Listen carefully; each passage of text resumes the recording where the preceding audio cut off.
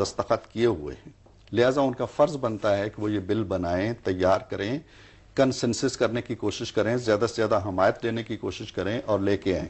کیا نئی سیاسی صف بندی ہوتی ہوئی دیکھ رہے ہیں آپ یہاں پہ؟ میرا خیال یہ ہے، دیکھیں جی، صف بندی کا سوال نہیں ہے۔ میں تو بڑے 13ویں ترمیم کا جو آپ نے حوالہ دیا، ریفرنس دیا، آپ اگر اس کے نقشہ کار کو سامنے لے کے آئیں تو بھانت بھانت کی جماعتیں اس وقت بھی موجود تھیں۔ کیا آپ ذرا تصور کیجئے کہ آپ کے آئین کی ہسٹری میں، آئین کی ہسٹری کی بات کر رہا ہوں، کتنی ترامیم ہیں جن کے خلاف کوئی ووٹ نہیں آیا؟ 13ویں ترمیم کے خلاف کوئی ووٹ نہیں آیا۔ بہت سی جماعتیں تھیں اور پیپلز پارٹی اس بے اختلاف میں بیٹھی ہوئی تھی محترمہ۔ نواز شریف وزیر اعظم تھے، پولرائزیشن میں نے ذکر کیا کہ ایسی تھی کہ دونوں کے درمیان بات چیت بھی نہیں ہوتی تھی، لیگ پولنگ ہوتی تھی، ایک دوسرے کی شادیوں مرگ میں نہیں جاتے تھے، لیکن ایک نقطۂ نظر پہ اکٹھے ہو گئے۔ یہ کوئی ضم ہونے والی بات نہیں تھی۔ آج جمعیت علماء اسلام اپنی جگہ رہے، این پی اپنی جگہ رہے، پیپلز پارٹی اپنی جگہ رہے، مسلم لیگ کاف اپنی جگہ رہے، نون اپنی جگہ رہے، ایم کیو ایم اپنی جگہ رہے، کیوں نہیں اس کاز پہ یکجا ہو جاتے؟ اور اس کی رہنمائی کون کرے گا؟ اس کی پیش رفت کون کرے گا؟ امید کون لے گا؟ یہ کی جا رہی ہے کہ جمہوریت پسند جو لوگ ہیں، جو کہ پارلیمانی جمہوریت میں یقین رکھتے ہیں، وہ ان کو اس ترمیم سے کوئی اختلاف نہیں ہونا چاہیے، جیسے کہ آپ نے اختلاف کوئی نہیں ہے، لیکن انیشیٹو حکمران جماعت کو لینا پڑے گا۔ اور یہ اس حوالے سے جو انیشیٹو لیا گیا ہے، وہ ایم کیو ایم نے ایک بل جو ہے وہ پیش کیا ہے۔ ہم ایم کیو ایم کا موقف جانیں گے کہ انہوں نے یہ کیوں ضروری سمجھا کہ وہ اس بل کو پیش کریں۔ ایم کیو ایم بھی یہ تمام باتیں جانتی ہے جو آپ فرما رہے ہیں۔ اس وقت میرے ساتھ لائن پر ہیں لندن سے ایم کیو ایم آفس، جو کہ وہاں پہ الطاف حسین صاحب بھی کیونکہ لندن میں ہیں تو ہم نے چاہا کہ ہم لندن ایم کیو ایم کے آفس میں چلیں اور وہاں سے جانیں کہ کیا موقف ہے اس وقت ایم کیو ایم کا۔ السلام علیکم جناب انور صاحب۔ وعلیکم السلام جاوید ملک صاحب۔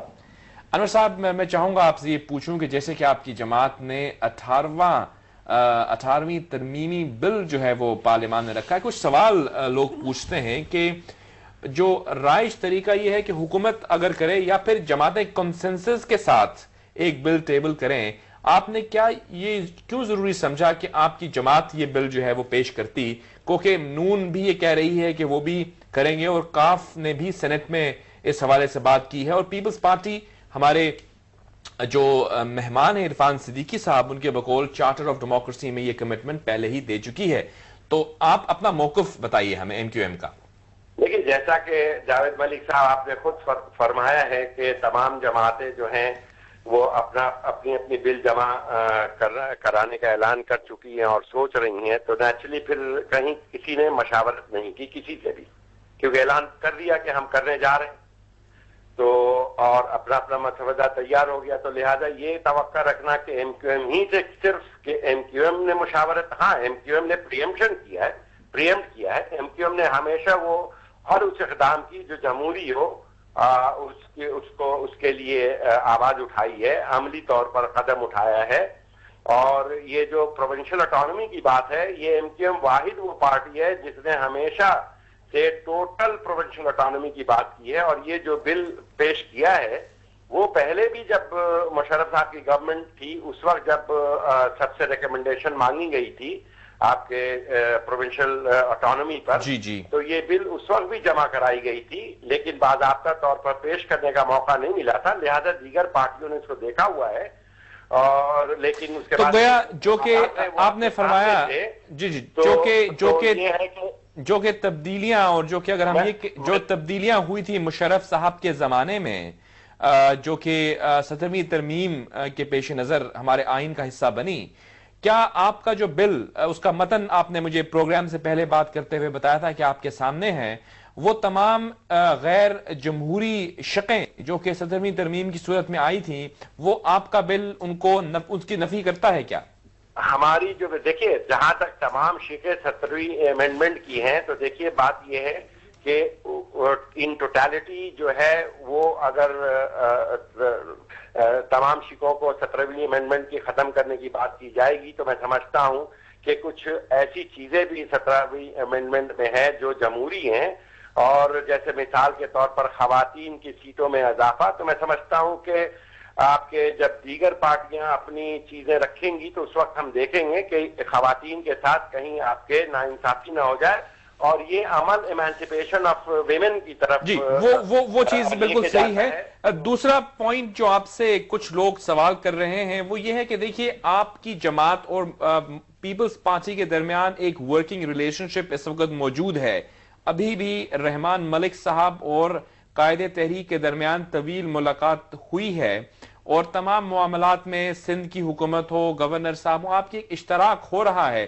تو پھر آپ نے یہ کیوں نہیں ضروری سمجھا کہ آپ اپنی اس جماعت کے ساتھ پیپلز پارٹی کے ساتھ مل کر جس کے ساتھ آپ الائی بھی ہیں آپ یہ بل پیش کریں؟ یہ اپنے سولو فلائٹ کیوں مناسب سمجھی یہاں پہ؟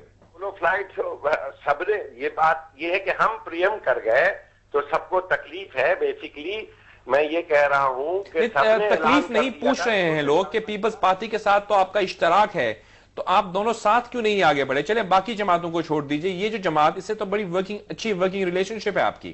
جاوید ملک بھائی ایک کنونشن طے کرنے کے سوال کریں گے تو جواب پورا موقع دیں گے یا آپ کے جواب کے دوران ہی جو جواب آپ کو پسند نہ آئے تو دوسرا سوال کر دیں گے؟ یہ بتا دیں. میں جو سوال ابھی کیا ہے اس کا جواب آپ عنایت کیجئے. کیا چیز؟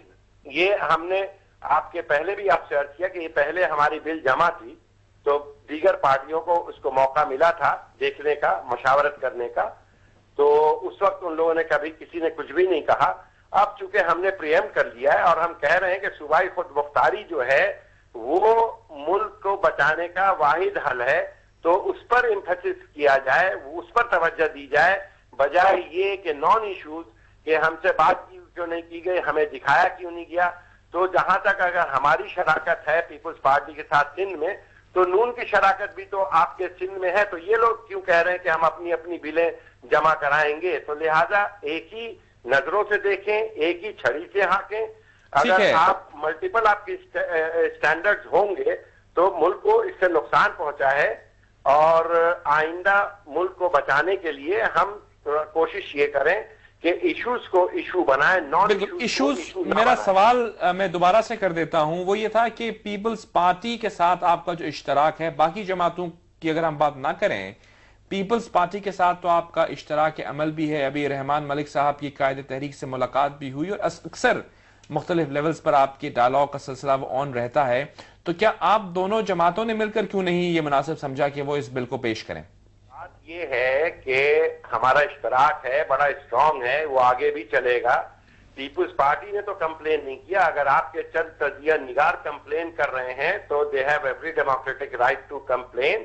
But the question is that our coalition partner is not complaining and therefore if they complain we would respond to this question. نہیں کمپلین نہیں ہے انور صاحب, ایک سوال ہے کہ جو آپ کے خیر خواہ ہیں غالباً شاید وہ یہ سوال کرنا چاہتے ہوں کہ آپ جب باقی معاملات پر اشتراک سے آگے بڑھ رہے ہیں تو ان کو ایک سوال کرنے کا تو حق ہے نا کہ اس پوائنٹ پر آپ نے علیحدہ ہو کر اپنا بل کیوں پیش کیا؟ ہمارے خیر خواہ کا بھی حق ہے اور جو ہمارے تنقید کرنے والے ہیں ان کا بھی حق ہے, مگر میں یہ کہہ رہا ہوں کہ یہ ملک کو جو اس وقت مشکل درپیش ہے تو ایشوز کو ایشو بنائیں, نان ایشو کو نہ بنائیں. یہ جو ہے اگر اس کو پڑھیں, اگر جو چیزیں اس میں اچھی لگی ہیں اس کو آپ کے ہیل کریں, اپریشیٹ کریں, اور جو چیز وہ سمجھتے ہیں کہ اس میں کریکشن کی یا اصلاح کی ضرورت ہے وہ ہمیں اپنی ریکمنڈیشن پیش کریں. اس بار یہ ایشو نہیں ہونا چاہیے کہ پہلے کیوں پیش کر دیا, یعنی دوسرے پہلے پیش کرتے تو وہ صحیح تھا, ایم کیو ایم نے پہلے پیش کر دیا تو یہ غضب ہو گیا. Coming to my last question جو کہ غالباً